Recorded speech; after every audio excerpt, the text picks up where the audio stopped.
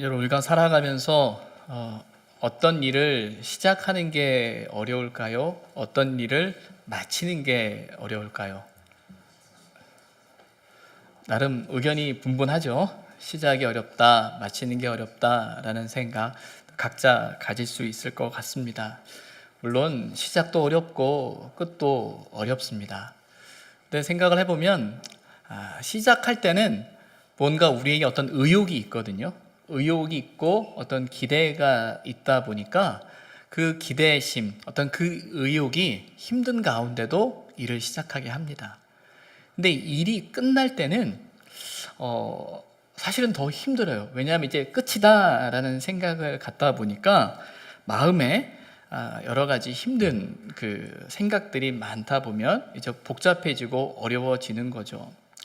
제 개인적으로도 이렇게 여러 교회를 섬기면서 이제 목회를 하던 경험 중에 늘 언제나 시작은 되게 소망차 있었어요. 그리고 두렵지만 그 일을 할 수 있었습니다. 그런데 이제 때가 되어서 이제 교회를 떠나야 되거나 하는 여러 가지 일련의 과정들을 경험할 때는 참 생각보다 어렵더라고요. 그러다 보니 더 잘해야 되는데 라는 어떤 그런 생각들이 제 마음에 있었다라는 그런 기억이 떠오릅니다. 그런 면에서 끝이 참 중요하다라는 생각을 많이 하는 것은 좋은 끝이 있어야 새로운 출발을 할 수 있기 때문입니다. 좋은 끝이 있어야 그 새로운 출발이 쉬워질 수 있어요. 근데 끝이 좋지 않으면 새로운 출발이 참 힘들어집니다. 뿐만 아니라 시간이 많이 걸리는 모습을 보게 됩니다. 그래서 우리는 더 좋은 시작도 중요하지만 더 좋은 끝에 관심을 두어야 할 필요가 있는 것이죠. 때론 힘들고 어려운 일이라 할지라도 잘 마무리하게 되면 그 어려움이 우리를 성장시켜서 더 큰 열매로 우리의 삶을 이끌어가는 경험을 하게 된다는 것이죠. 이런 의미에서 볼 때 저는 삶을 살아가면서 참 좋은 매듭이 많이 필요하다라는 생각을 하게 됩니다. 이제 매듭이라는 의미는 어떤 의미적으로 보게 되면 부정적인 의미는 어떤 것이 좀 맺혔다라는 의미가 있어서 그 매듭이 잘 풀려야 되는데 라는 그 표현에는 어떤 문제, 어떤 과제가 잘 해결되어져야 된다라는 의미가 내포되어져 있죠. 근데 또 한편으로는 그 매듭이라는 의미는 일의 종결을 의미해요. 일의 끝을. 그래서 좋은 매듭을 맺어야 다시 출발할 수 있다라는 의미를 우리는 가지게 되는 것입니다. 누구나 잘 하고 싶고요. 누구나 좋은 결과를 만들고 싶은 게 모두의 마음입니다. 근데 문제는 마음대로 되지 않는 거죠. 나의 선택이, 나의 어떤 그 결정들이 때로는 어려움들을 만들어낼 때가 있음을 봅니다. 그러다 보니까 두려움도 생기고 염려도 생길 수밖에 없죠. 그래서 항상 좋은 선택과 좋은 결정을 하려고 노력하지만 그렇지 못하는 우리의 한계를 우리는 잘 압니다. 근데 중요한 건 잘못된 선택과 잘못된 결정이라 할지라도 어떻게 그 일을 잘 마무리하느냐에 따라서 어떻게 그 일이 매듭 지어지느냐에 따라서 더 좋은 출발, 새로운 시작의 가능성이 우리에게 열릴 수 있다라는 것이죠. 그런 의미에서 지금 우리 의선교회에는 참 좋은 매듭이 필요할 때가 아닐까라는 생각을 하게 됩니다. 인간적인 감정들, 또 생각들, 어떤 그 관계들, 우리가 좀 부족했던 부분들이 있다면 잘 매듭을 지어서 또 새로운 출발에, 새로운 시작의 기회가 되었으면 합니다. 근데 중요한 건 그 매듭은요, 누가 지어주는 게 아니에요. 내가 하는 겁니다. 내가 어떻게 그 매듭을 짓느냐가 중요한 것이지요. 그래서 우리 한 사람 한 사람이 그 믿음을 가지고 감당할 때 새로운 어떤 삶의 출발들 또 기회들을 경험할 수 있게 됩니다.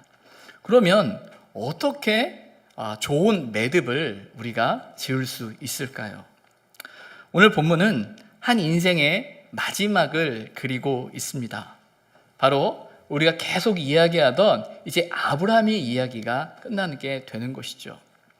무려 향년 175세에 그의 인생을 마치게 됩니다. 누구에게나 또한 언젠가 찾아오는 그 끝이지만 그 끝은 단지 끝이 아니었습니다. 새로운 출발을 위한 하나님의 뜻을 이루어가는 하나의 좋은 매듭이 되었다라는 것을 오늘 본문을 통해서 확인하게 됩니다. 그것은 마지막까지 하나님을 신뢰하고 하나님을 의지하고 또 하나님을 바라보는 그 믿음의 결단 속에서 가능했음을 성경은 우리에게 이야기하고 있습니다. 본문 1절의 말씀을 보게 되면 아브라함이 후처를 맞이하였다. 그리고 그 아내의 이름이 이제 그두라다라고 이야기합니다. 그리고 이어지는 2절부터 4절까지의 말씀을 보게 되면 그 그두라를 통해서 많은 자녀를 낳았음을, 오늘 본문에 보게 되면 6명의 아들이 탄생했음을 보게 되고 또 그 아들을 통하여 또 많은 자손들이 낳았음을 성경은 이야기하고 있습니다. 아브라함이 후처를 얻었다라고 하는데 도대체 아브라함의 나이가 몇 살이야? 라는 생각을 하면서 조금 의아하게 바라볼 수도 있습니다.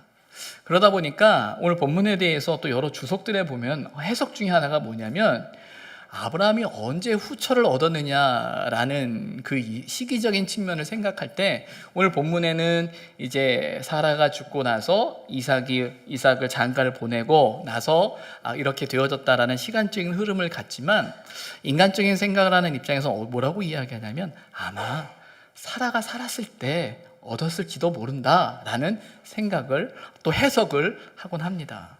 그러나 중요한 건 우리는 오늘 본문의 말씀을 그대로 그 시기적인 관점에서 바라볼 때 오늘 본문에서 중요한 건 무엇이냐면 아브라함이 얼마나 많은 자녀를 낳았느냐가 아니라 그 자녀들을 통해서 아브라함이 어떤 생각을 했었을까라는 것이지요.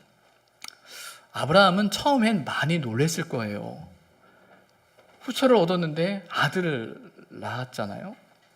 근데 그 아들이 하나로 끝난 게 아니라 둘, 셋 계속 아들을 낳는 겁니다. 아브라함의 인생 속에서 어떤 경험이 있습니까? 자녀에 대한 문제에 있어서 정말 어렵게 한 아들을 얻어야만 했었어요. 때로는 나름대로 아들이라는 자녀라는 관점으로 생각할 때는 이스마엘이라는 그 자녀를 또 얻었지만 사실은 하나님께서 인정하지 않으셨거든요. 그래서 아브라함은 끝까지 하나님의 방법대로 하나님의 때를 기다리며 얻었던 이삭이라는 아들이 그에게 있었기 때문에 이 자녀를 얻는 일은 너무나 힘들고 어려웠던 기억을 갖고 있어요. 그런데 그것도 노년에 6명이나 되는 아들을 하나님이 허락하시는 그 일을 보면서 아브라함의 마음속에 이런 생각을 가졌을 거예요. 자신의 어려웠던 시간들, 그 간절했던 시간들이 다시 한번 떠올리면서 그 시간이 주는 의미가 무엇이었냐라는 거죠. 이 말은 단지 아들을 낳느냐 못 낳느냐, 아들이 몇 명이냐 많냐 적냐의 문제가 아니라 하나님께서 그 자녀를 통해서 아브라함에게 말씀하셨던 것이 무엇이냐라는 거거든요. 아브라함은 알았죠.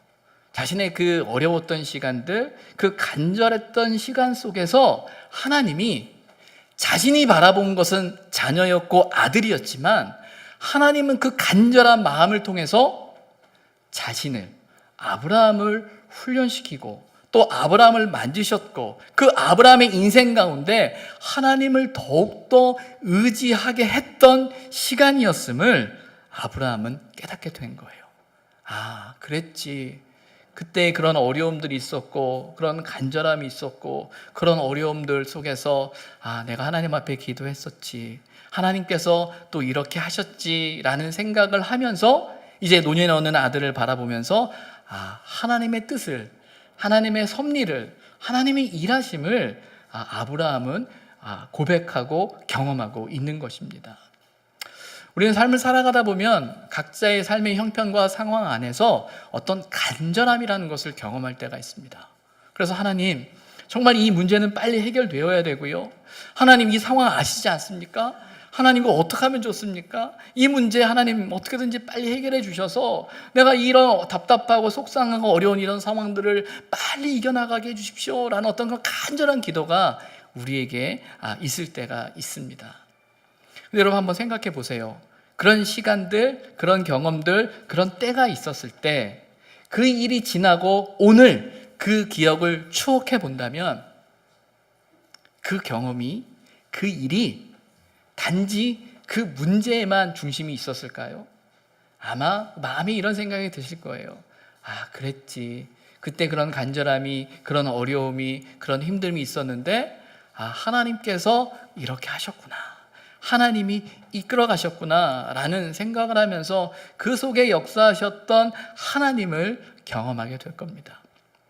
때로는 그 간절함, 내가 원하는 그 간절함이 이루어지지 않았을 수도 있어요. 그래서 정말 하나님이 계신가? 라는 그런 의문이 우리의 마음을 사로잡을 수도 있습니다. 그런데 우리 인생 속에 섭리하시고 역사하시는 그 하나님의 손길 속에서 하나님이 그때 그렇게 하셨지라는 어떤 그런 고백 속에 그 간절함이 간절한 마음으로 남는 것이 아니라 그 간절함을 통해 하나님의 일하심을 경험했다라는 거예요. 그래서 우리가 하나님을 의지할 수밖에 없고 하나님을 붙들 수밖에 없고 하나님을 구할 수밖에 없는 그런 인생임을 우리는 깨닫고 고백할 때가 있다라는 거예요. 아브라함은 자신의 삶을 통하여 온전히 하나님을 의지함을 통해서 하나님을 만났고 하나님을 경험했던 사람입니다. 그래서 아브라함은 그두라를 통해 낳은 여러 명의 자식들을 바라보면서 하나님께서 이삭이라는 그 아들을 통해 행하시고자 하시는 하나님의 언약과 말씀 가운데 행하고자 하시는 그 하나님의 뜻이 그의 마음 가운데 더 분명해진 거예요. 그래서 이어지는 5절과 6절의 말씀을 보게 되면 특별히 5절에 아브라함이 이삭에게 자기의 모든 소유를 주었다라고 되어져 있습니다. 근데 여러분 지금 아브라함에게는 자녀가 몇 명이죠? 이삭을 포함한 자녀가 아들이 몇 명입니까? 멀리 떠난 이스마엘을 빼더라도 몇 명입니까? 7명이잖아요. 그렇죠? 그 사라를 통해 낳은 아들이 있고 또 그드라를 통해 낳은 아들 6명이 있어요. 자신의 생애의 마지막 때라는 생각 때문에 자신의 소유를 이제 나누어주고 재산을 분배해야 되는 과정인데 이삭에게 자신의 모든 소유를 주었다라고 되어져 있습니다. 그리고 이어지는 6절 말씀을 보게 되면 이런 표현이 나와요. 자기 서자들에게도 재산을 주어 라고 되어 있어요. 이삭에게는 자신의 모든 소유를 주었다라고 되어 있고요. 자기 서자들에게는 재산을 주었다라고 되어 있는데 여기서 표현되어져 있는 재산이라는 단어가 히브리어의 의미로는 어떤 표현을 쓰냐면 선물이라는 의미를 가져요. 그러니까 말 그대로 이 재산의 분배에 있어서 이삭에게는 자기의 모든 소유를 주었고요. 자기 서자들에게는 선물을 주었다. 그리고 더 나아가서 그 자녀들을 멀리 동방으로 떠나보냈다라는 말로 이야기를 하고 있는 겁니다. 재산을 가지고 있는 부모의 입장에서 그리고 자신의 생이 다 끝날 좀 되었다라는 생각을 갖고 있는 부모들의 입장에서는 종종 이 재산의 문제를 자녀들에게 줌에 있어서 공평하게 모두 다 똑같이 줘야 한다라는 생각을 갖고 있는 부모님들이 참 많이 있습니다. 당연히 그렇죠. 그렇지 않으면 갈등이 되고 싸움이 난다는 걸 너무나 잘 알기 때문에 그러려는 노력을 하시는 어른들이 참 많이 있습니다. 그런 관점에서 오늘 본문을 바라보게 되면 사실은 아브라함을 이해할 수가 없어요. 그렇지 않겠습니까? 어찌 보면 똑같이 나눠도 될까 말까 그 상황에서 모든 소유를 이삭에게 주었고 그리고 나머지 6명의 아들에게는 선물로 주어 또 함께 있지 못하고 떠나겠다라는 사건을 보면서 참 이해할 수 없는 그 아브라함을 우리는 보게 됩니다.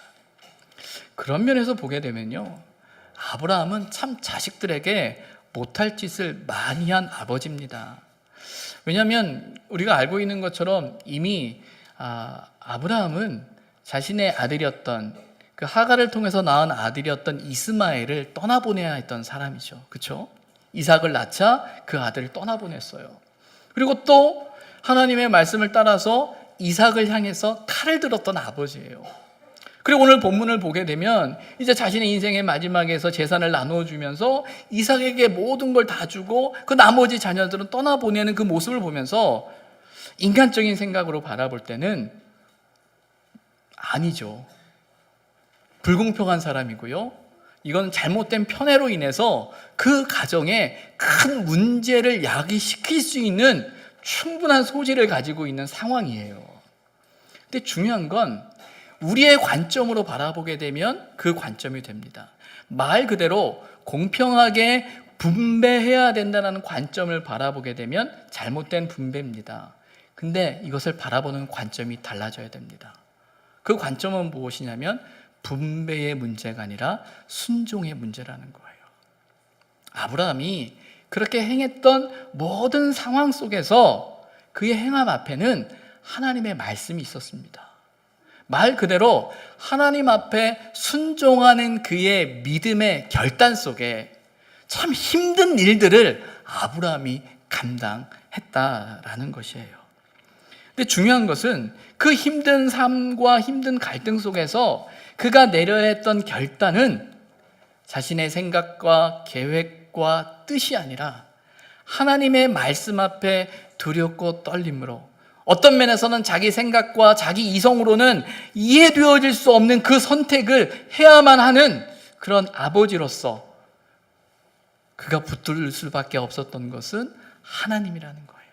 하나님의 뜻, 하나님의 인도하심, 하나님의 이끄심에 대한 믿음이 그에게 그런 결정을 하게 된 것이죠.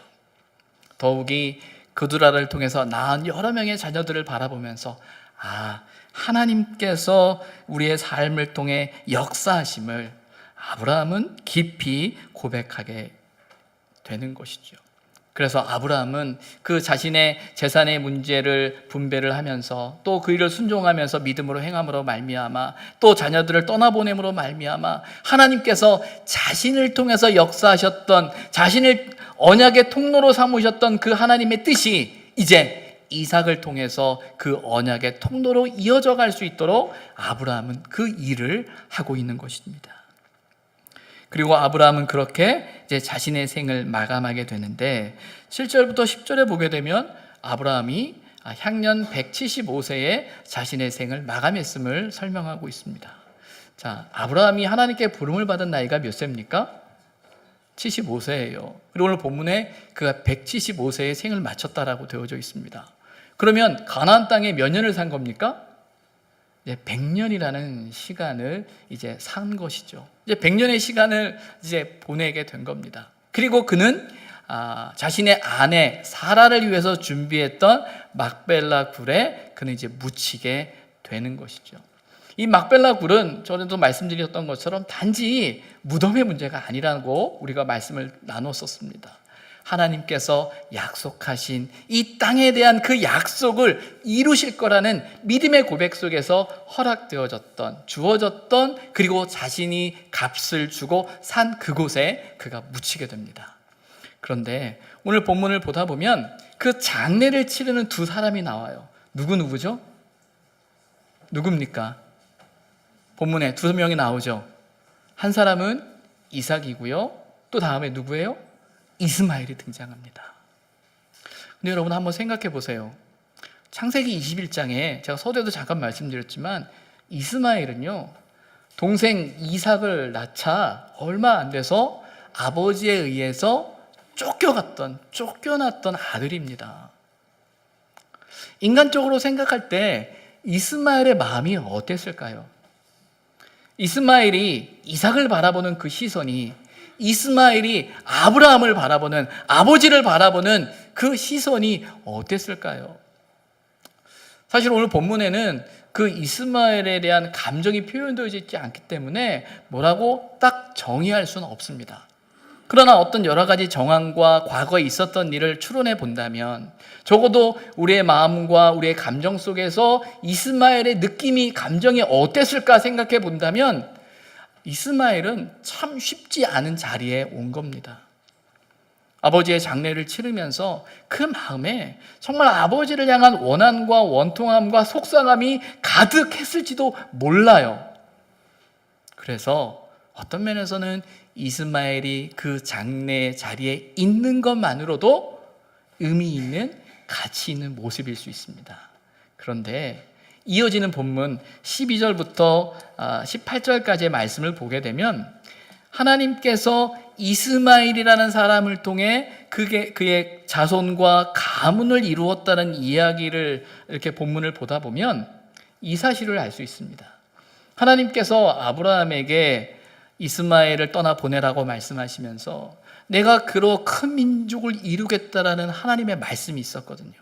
그리고 그 하나님의 말씀 속에서 이스마엘은 큰 민족을 이루게 되는 것을 본문을 통해서 확인하게 돼요. 그렇다면 이스마엘이 아브라함의 장례 자리에 있을 수 있는 이유는 아브라함의 하나님이 아브라함의 하나님, 아버지만의 하나님이 아니라 자신의 인생 속에, 자신의 삶 속에 역사하신 그 하나님을 향한 경험, 고백이 그에게 있었기에 인간적으로는 원한과 원통함과 속상함, 미움이 가득할 수밖에 없지만, 그러나 하나님께서 자신의 삶을 만드시고 이끄시고 역사하셨다라는 그 경험을 가진 이스마엘은 그 아버지 앞에 올 수 있었다라는 거죠. 우리가 삶을 살아가다 보면 참 속상하고 힘든 원통한 일, 괴로운 일이 참 많이 있습니다. 때로는 상처를 받고 또 마음에 큰 아픔이 있어서 이 아픔을 극복한다는 것이 때로는 우리의 인격과 때로는 우리의 성품과 우리의 어떤 노력을 통해서 될 수 있겠다라는 생각을 갖곤 하지만 사실은 힘듭니다. 말 그대로 우리의 노력으로, 우리의 열심으로, 우리의 인격으로, 우리의 성품으로 감당하기에는 우리가 가슴에 두고 있는 상처들이, 아픔들이 너무 큽니다. 근데 중요한 건요, 우리 힘으로는 안 되지만 하나님이 하시면 됩니다. 그런데 하나님께서 그 일을 우리에게 하시는 방법이 무엇이냐면 우리의 삶 속에 저와 여러분의 삶을 만지시는 하나님의 손길을 경험할 때가 있다는 거예요. 상대방이 잘못했다고 용서를 빌고 자신이 100번 잘못했다고 말하기 때문에 내 상처가 해결되는 것이 아니고요, 하나님께서 내 삶 속에 역사하시고 일하고 계시고 이 모든 일을 통해서 하나님의 선하신 뜻이 이루어진다는 것을 경험하고 확신할 때 우리는 용서할 수 있는 겁니다. 우리는 용납할 수 있는 거고요, 우리는 함께 갈 수 있는 것이죠. 바라기는 저와 여러분 안에 하나님의 그런 은혜가 있기를 소망합니다. 하나님은 저와 여러분의 삶을 만지고 계십니다. 저와 여러분의 삶을 이끌고 계세요. 여러분의 상처를 아시고 여러분의 아픔을 아시고 여러분의 눈물을 아시고 우리의 고통을 아시는 분이에요. 그 아시는 하나님께서 우리에게 말씀하시는 것은 저와 여러분의 삶을 알고 기억하고 내가 너와 함께한다라는 사실을 우리가 알기를 원하신다는 거죠. 그 경험이, 그 고백이 우리에게 있을 때 우리의 심령을 하나님께서 새롭게 하실 수 있다라는 것입니다. 우리는 그런 믿음을 가지고 살아야 하는 것입니다. 이어지는 11절의 말씀을 보게 되면 아브라함이 죽은 후에 하나님이 그의 아들 이삭에게 복을 주셨다라고 말씀하고 있습니다. 아브라함에게 주어진 그 삶의 몫을 마치자 하나님의 언약이 누구에게 흘러갑니까? 이삭에게 흘러간다라는 거예요. 아브라함은 자신을 통해 역사하셨던 그 하나님께서 이삭을 통해 역사하신다라는 분명한 믿음을 갖고 있었던 사람입니다. 그래서 그가 끝까지 하나님의 말씀에 순종함을 통해서 그 하나님의 언약의 통로의 역할이 이삭에게 흘러가는 것을 아는 사람이었어요. 그리고 오늘 성경도 그렇게 아브라함이 자신의 삶을 다 마쳤을 때 이제 하나님께서 그 언약의 통로를 이삭으로 삼으셨음을 이야기하고 있는 거죠. 그런 면에서 볼 때 아브라함이 자신의 생을 마무리하면서 하나님의 언약의 통로가 이삭에게 흘러가도록 어떤 일을 했는가 우리는 다시 한번 기억하게 됩니다. 그것은 자신의 아들 이삭의 가정을 이룰 수 있도록 도왔을 뿐만 아니라 그가 온전한 언약의 통로의 역할을 감당할 수 있도록 그 삶의 주변을 정리해 준 것이죠. 서두에도 말씀드린 것처럼 그 정리가 인간적으로 볼 때는 참 아쉬움이 남을 수밖에 없는 것일지도 몰라요. 그러나 그 결단 속에는 하나님의 말씀에 대한 순종이 있었음을 우리는 다시 한번 기억해야 한다는 것입니다. 그리고 이제부터 아브라함의 시대를 넘어 이삭의 시대가 시작되고 있는 것이죠. 성경에 보게 되면 여러 족장 시대라고 해서 족장에 대한 이야기가 나오거든요. 이제 아브라함이 있는 것이 이삭이고요. 이삭을 잇는 것이 이제 야곱이 되고 요셉으로 이어지면서 창세기 후반으로 흘러가게 되는데, 그 여러 족장들 중에서 가장 순탄했던 족장이 누구겠습니까? 이삭이에요. 이삭이 어떻게 그런 순탄한 족장의 길을 걸어갈 수 있었을까? 모르겠습니다. 이삭이 저의 이런 이야기를 들으면 네가 몰라서 그래, 나도 고생했어 라고 말할지 모르겠어요. 그러나 성경의 흐름을 이렇게 보다 보면 이삭만큼 평안하게 그 족장의 삶을 사는 사람은 없었어요. 그게 어떻게 가능했을까요? 그것은 그 아버지 아브라함 때문이죠. 아브라함이 매듭을 잘 지어놓은 거예요. 그래서 새로운 출발을, 하나님의 그 일을 할 수 있도록 만든 것입니다. 저와 여러분의 삶에서 좋은 매듭을 맺기 위해서는요, 우리는 믿음이 필요합니다. 하나님의 다스림에 대한 신뢰와 고백이 필요하다는 거예요. 때로는 우리 마음에 욕심이 생기기도 하고요, 또 우리의 생각이, 우리의 감정이, 우리의 뜻이 쉽게 내려놓지 못해서 그것 때문에 문제가 되는 것을 우리는 종종 경험하게 됩니다. 근데 여러분, 중요한 것은 나 하나의 문제가 아니더라고요.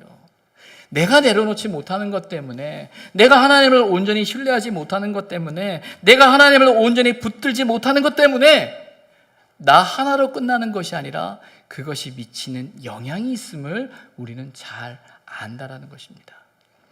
마태복음 9장 17절에 보면 예수님께서 이렇게 말씀하셨습니다. 새 포도주를 낡은 가죽 부대에 넣지 아니하나니 그렇게 하면 부대가 터져 포도주도 쏟아지고 부대도 버리게 됨이라. 새 포도주는 새 부대에 넣어야 둘이 다 보존되느니라 라고 말씀하고 계세요. 새 포도주는 새 부대에 담아야 한다는 것입니다. 저는 믿습니다. 하나님께서 우리 의선 공동체 가운데 새로운 일을 시작하고 계심을 믿습니다. 그런 의미에서 새 술은요, 하나님께서 행하고자 하시는 그 일을 의미해요. 그러면 새 부대는 무엇입니까? 바로 저와 여러분의 마음이죠. 하나님께서 저와 여러분의 삶 속에서 새로운 일을 행하기를 원하시고 그 일을 담으려고 하는데, 우리의 마음이 새 마음이 아니면, 우리의 마음이 과거의 마음 속에 묻혀져 있다고 한다 그러면 우리는 결코 하나님이 역사하실 새로운 일을 경험할 수 없습니다. 우리가 과거의 삶에 하나님 앞에 믿음으로 결단하며 매듭 짓지 못하면 결코 하나님의 일이 이루어지지 않는다라는 거예요. 그 매듭은 저와 여러분의 믿음의 결단과 순종을 통해서 매듭 지어져야 하는 일입니다. 그래야 새 포도주를 담을 수 있는 거예요. 저는 의선이라는 이 말을 참 좋아합니다. 그래서 사람들한테 의선교회입니다 라고 이야기를 하면 사람들은 처음에 이렇게 받아들여요. 의선교회요? 의선교회요? 하면서 좀 교만한 거 아니에요? 라고 이야기해요. 그러면 아니요, 의선교회요 라고 이야기해요. 그러면 우리 교회의 과거를, 역사를 아는 분들은 뭐라고 이야기하냐면, 의료선교에서 말을 줄여서 의선교회인가 보죠? 라고 하면 아니, 그게 아니고요, 하나님의 의로우신 뜻과 선하신 성품을 고백하는 의선교회입니다 라고 설명하곤 합니다. 제가 예전에 부목사 때 다른 교회에서 사역을 이렇게 하면서 혼자 이런 생각을 한 적이 있었어요. 내가 만약에 개척을 한다면 교회 이름을 뭐로 할까 생각하다가, 그때 내가 의선교회 얘기해가지고 의선이란 말을 좀 쓸 수 있게 해달라고 얘기를 해야지 했던 생각이 있었어요. 왜냐하면 이 의선이라는 단어가 갖는 의미가 참 좋거든요. 하나님의 의로우신 뜻과 선하신 성품을 고백하는 공동체. 그럼 여러분, 하나님의 의로우신 뜻과 선하신 성품을 고백하는 공동체가 되려면요, 하나님의 뜻 앞에, 하나님의 일하심 앞에, 하나님의 역사하심 앞에 힘들지만 믿음으로 결단하고 순종할 때 그 하나님의 의로우신 뜻, 선하신 성품이 저와 여러분의 삶 가운데 역사하게 되는 겁니다. 하나님의 능력이 나타나게 된다라는 것이죠. 바라기는 이 공동체 가운데 하나님의 의로우신 그 뜻, 하나님의 선하신 성품을 모두 다 경험하는 저와 여러분이 되었으면 좋겠습니다. 그 은혜의 자리, 그 하나님의 역사하는 그 자리에 우리가 함께 있으면 좋겠어요. 그 길을 걸어가는 것이, 그 자리에 서는 것이 힘들 수 있습니다. 그러나 하나님께서 역사하시고 저와 여러분이 하나님의 말씀 앞에 순종하고 결단할 때 그 믿음의 결단과 그 순종을 통하여 하나님의 일을 이루실 줄 믿습니다. 기도하겠습니다.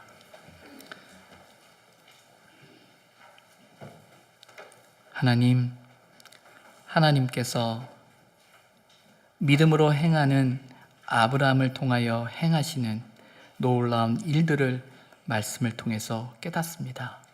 하나님, 사람의 생각이나 사람의 판단이나 사람의 감정이 아닌 하나님의 선하신 뜻을 신뢰하며 믿음으로 순종하며 나아갈 수 있는 우리의 걸음이, 우리의 길이 되게 하여 주옵소서. 예수님의 이름으로 기도드립니다. 아멘.